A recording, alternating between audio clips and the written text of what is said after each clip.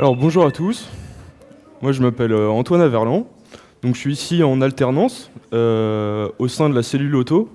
Donc la cellule auto c'est dans le service QA et nous en fait on est là pour augmenter la couverture des tests automatiques sur un peu tous les produits que fournit Woodrive.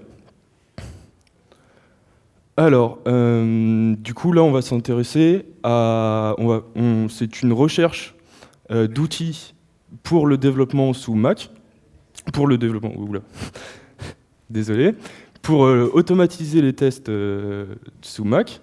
Donc, d'abord, je vais définir qu'est-ce que l'automatisation. Ensuite, nos besoins par rapport à l'outil.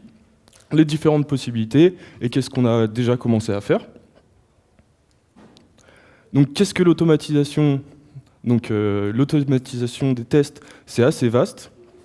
Ici, pour la recherche d'outils, on s'intéresse aux tests d'interface, donc où on va tester, en fait, on va créer des scripts qui vont aller remplacer entre guillemets le chargé de test. Donc les scripts vont directement cliquer sur les produits et on va pouvoir détecter des bugs.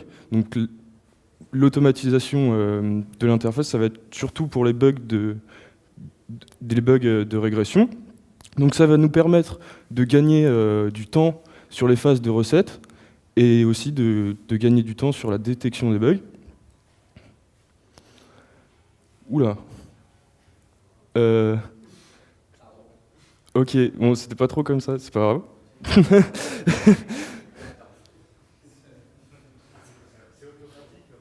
Ouais, voilà, c'est automatique.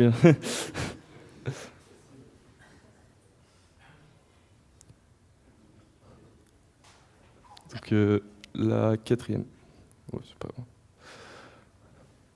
Donc nos besoins par rapport à cet outil, donc on a besoin que ce soit sur Mac, parce que par exemple on a déjà un outil qui est Ranorex pour faire de l'automatisation sous Windows ou mobile, mais on peut pas l'installer sur Mac. Donc la détection des éléments par ID, je vais revenir dessus quand je vous présenterai le premier outil. On a besoin que cet outil soit simple d'utilisation, qu'on ait des rapports assez clairs et une maintenance assez facile. Donc les quatre outils que je vais vous présenter sont affichés là. Donc CQLScript, Squish, AppleScript et XCTest. Donc CQLScript, ça nous permet de développer des tests automatiques en Jython. Donc c'est un mélange de Java et de Python. Et lui, on l'a directement exclu, mais je vais quand même vous le présenter parce qu'il identifie les éléments par screenshot et pas par ID. Donc on l'a directement exclu parce qu'il n'est pas supporté après l'OS 10.10, donc ça sert à rien. Mais donc comme je vous ai dit, il identifie les éléments par screenshot, et donc en fait ça va marcher. On va avoir une base dans l'outil avec tous les screenshots, et quand on va vouloir faire une action sur un élément, donc par exemple un clic, il va scanner l'écran qui est affiché et il va comparer avec l'image qu'il a en base. Et donc, vu qu'on automatise sur des produits qui sont amenés à évoluer, les éléments graphiques sont vite amenés à évoluer. Donc, ça apporte trop de maintenance par rapport à ça. Donc, celui-là, 0. Voilà. Donc, on passe maintenant à Squish. Donc, il nous permet de développer des tests automatiques sous différents langages, donc Python, JavaScript, Ruby, Perl ou TCL.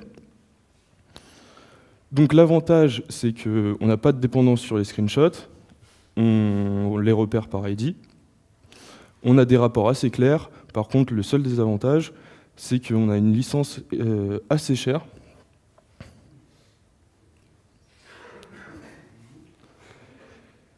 Et donc, je vais vous présenter aussi AppleScript.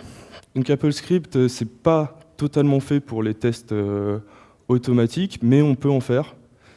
Et en fait, ça ajoute trop de développement côté développeur. Et on va devoir tout implémenter nous-mêmes, la génération des rapports, etc. Donc en fait, sur Internet, on voit qu'on peut faire du test automatique, mais au final, c'est pas vraiment fait pour ça. Et donc enfin, XCTest.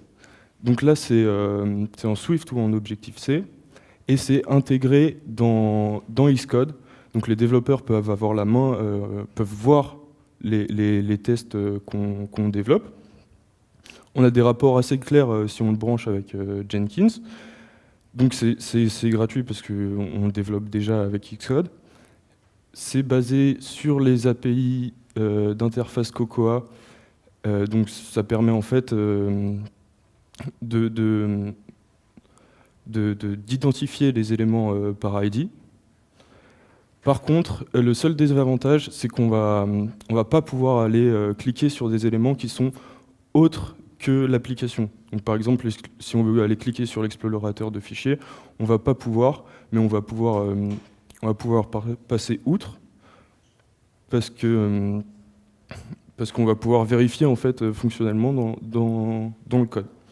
Donc on a choisi XCTest par rapport à Squish, juste parce que c'était gratuit, la licence, et en plus, on a déjà des développeurs qui utilisent Xcode, donc on était... Excusez-moi.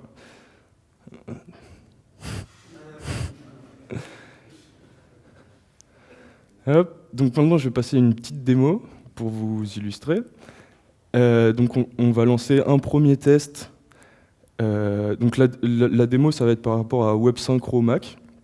On va lancer un premier test sur une synchronisation. Donc on va avoir deux dossiers qu'on va synchroniser avec les WebSynchro. Donc là, on va vérifier premièrement qu'on peut créer une synchro avec WebSynchro, donc avec les clics. Et deuxièmement, on va vérifier si cette synchro, c'est vraiment les mêmes contenus en local et en ligne. Et un deuxième test qui lui est amené à fail. Et on va vérifier directement si ces deux fichiers sont synchro, si ces deux dossiers sont synchro, sans avoir fait une synchro avant. Hop. Voilà. Alors, donc c'est directement inclus dans le projet. Donc on peut voir ici les tests d'UI. Donc on voit pas très bien, mais c'est ici. Et donc là, j'ai ma démo. Je vais pouvoir lancer soit les tests tout d'un coup, soit un par un. Donc là, je vais les lancer un par un pour vous montrer. Donc ici, on récupère les informations du serveur pour nos dossiers. Ici, on va aller cliquer sur les éléments pour créer la synchronisation. On va attendre que la synchronisation se termine et on va vérifier la synchronisation pour ce dossier et ce dossier en ligne.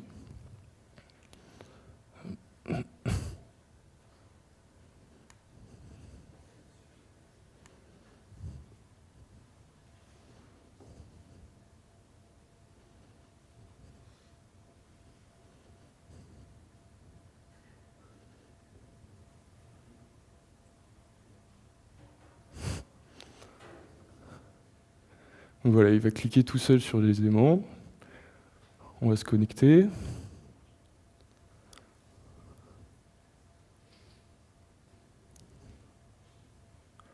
On va créer une synchronisation.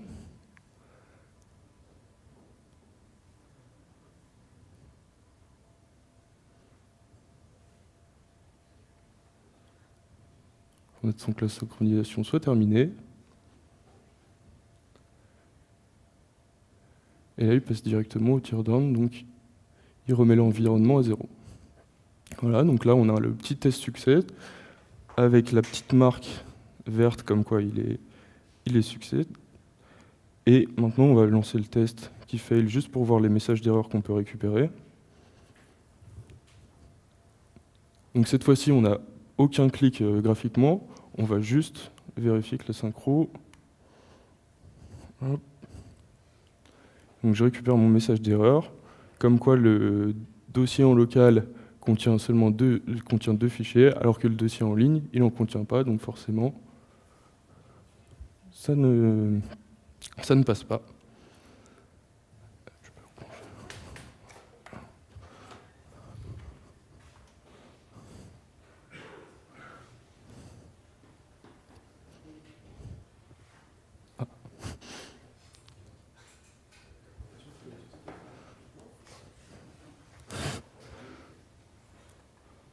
Au pire, c'est pas grave, il n'y avait que merci.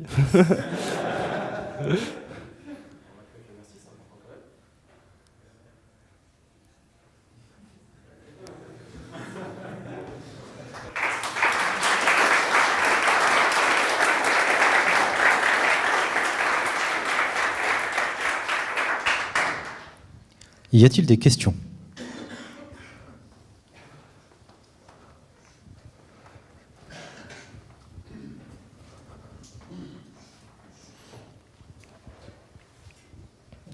On entend, c'est bon. Est-ce que cet outil a la possibilité d'automatiser côté mobile? Oui, on va pouvoir automatiser côté mobile. Et est-ce qu'il faut obligatoirement relier la tablette au Mac? J'avoue, je sais pas. Tu sais pas? Ok. Et du coup, c'est du code pur, hein? Ouais, c'est que du code. Ok. Il y a un recorder, mais Il marche pas très bien. il marche, mais ça va plus être pour repérer les éléments graphiques. Ouais. Et une fois qu'on a cet élément, on va faire des actions en code. D'accord. Ok.